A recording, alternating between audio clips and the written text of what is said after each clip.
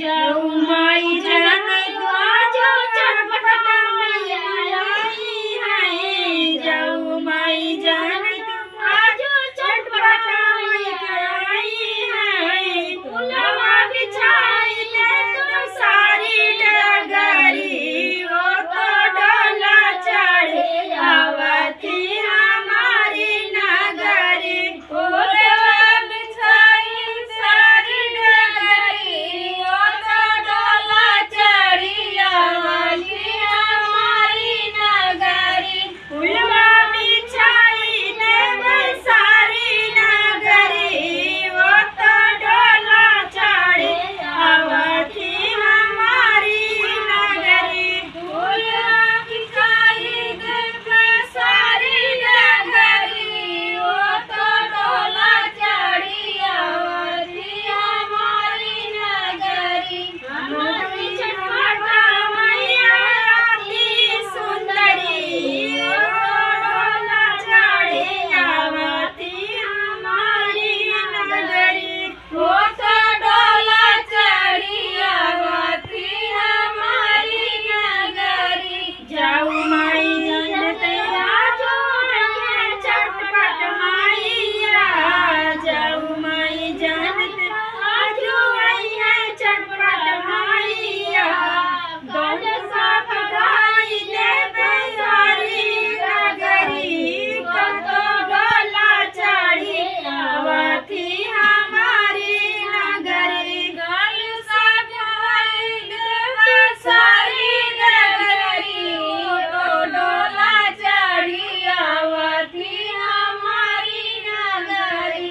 कलसा भराई दे सारी नगरी वो तो डोला चढ़ी आवती हमारी नगरी। कलसा भराई दे सारी नगरी वो तो डोला चढ़ी आवती हमारी नगरी। हमारी चटपटा मैया अति सुंदरी वो तो डोला चढ़ी आवती हमारी नगरी।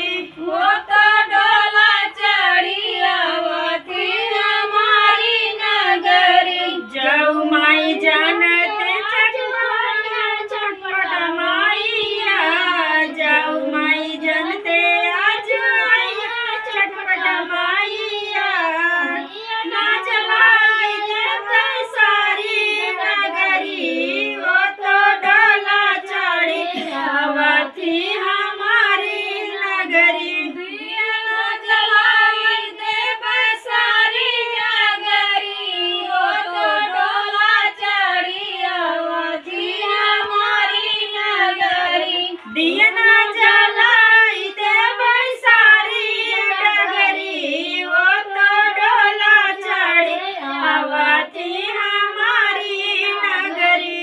दिया ना जलाई दे सारी नगरी वो तो डोला चढ़ी आवती हमारी नगरी। हमारी चटपटा मैया अति सुंदरी वो तो डोला चढ़ी आवती हमारी नगरी।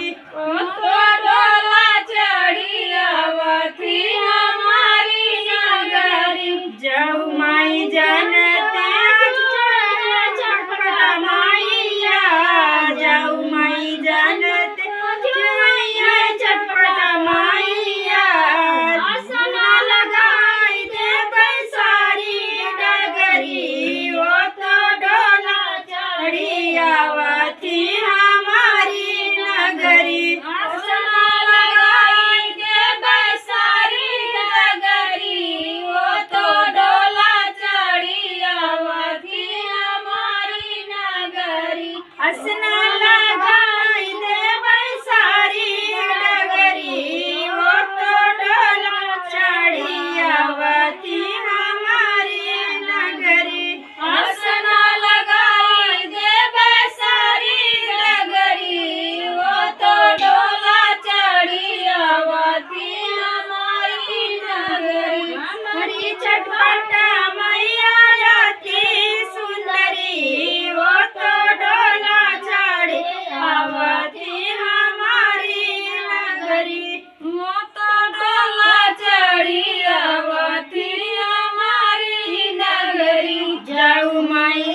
घाटे